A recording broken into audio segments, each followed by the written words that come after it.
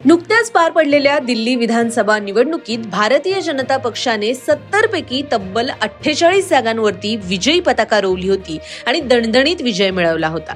यानंतर आता भारतीय जनता पक्षाच्या विधिमंडळ नेतेपदी रेखा गुप्ता यांची निवड करण्यात आली आहे। 19 फेब्रुवारीला रात्री पार पडलेल्या भाजपच्या निवडून आलेल्या आमदारांच्या बैठकीमध्ये हा निर्णय घेण्यात आला आणि त्यामुळे आता रेखा गुप्ता या दिल्लीच्या नव्या मुख्यमंत्री होणार आहेत हे स्पष्ट झालंय।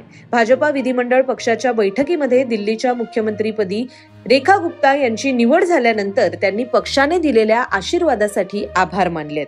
भाजपने त्यांच्या एक्स हँडलवरती दिल्लीच्या मुख्यमंत्री पदाबाबतची माहिती दिली आहे। रेखा गुप्ता यांचं अभिनंदन करताना लिहिलेल्या पोस्टमध्ये असं म्हटलंय की दिल्ली भाजपा विधिमंडळ पक्षाच्या नेतेपदी निवड झाल्याबद्दल रेखा गुप्ता यांचं हार्दिक अभिनंदन आणि शुभेच्छा।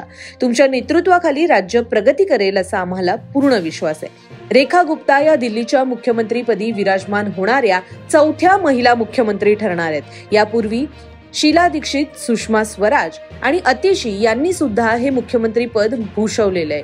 दिल्लीतील महिला मुख्यमंत्र्यांची परंपरा कायम ठेवत आता भाजपने मुख्यमंत्रीपदी रेखा गुप्ता यांची निवड केलेली आहे। दरम्यान या रेखा गुप्ता आहेत कोण, त्यांची राजकीय कारकीर्द काय, त्यांचं कौटुंबिक पार्श्वभूमी काय याविषयीची माहिती आपण या व्हिडिओमध्ये पाहणार आहोत। नमस्कार, आपण पाहत आहात लोकसत्ता लाईव्ह।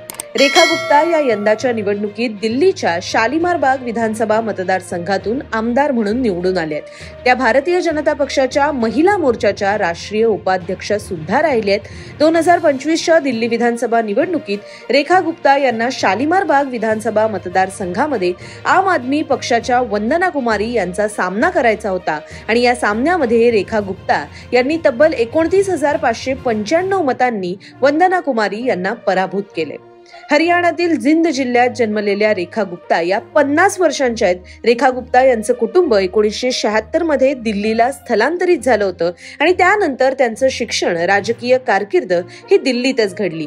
रेखा गुप्ता यांनी LLB शिक्षण घेतलं असून त्या व्यवसायाने वकील देखील आहेत। रेखा गुप्ता या लहानपणापासूनच राष्ट्रीय स्वयंसेवक संघाच्या सक्रिय सदस्या सुद्धा होत्या। त्यांनी RSSच्या विद्यार्थी शाखा असलेल्या अखिल भारतीय विद्यार्थी परिषदेद्वारे विद्यार्थी राजकारणातून प्रवेश केला होता। 1994-95 मध्ये त्या दौलतराम कॉलेजच्या सचिव म्हणून निवडून आल्या। 1995-96 मध्ये दिल्ली विद्यापीठाच्या विद्यार्थी संघटनेच्या सचिव झाल्या। पुढे त्यांनी 96-97 मध्ये दिल्ली विद्यापीठ विद्यार्थी संघटनेचं अध्यक्षपद सुद्धा मिळवलं होतं। यापूर्वी दोनदा विधानसभा निवडणूक लढवत असताना रेखा गुप्ता यांना पराभवाला सामोरं जावं लागलं होतं।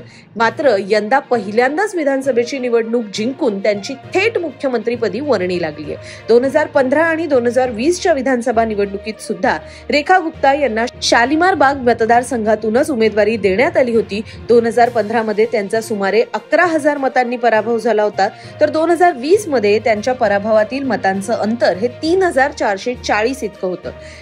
दोन्ही वेळेला वंदना कुमारी यांनी त्यांच्यावरती विजय मिळवला होता। मात्र यावेळी रेखा गुप्ता यांनी निवडणुकीत वंदना कुमारी यांचा मोठ्या फरकाने पराभव केलाय।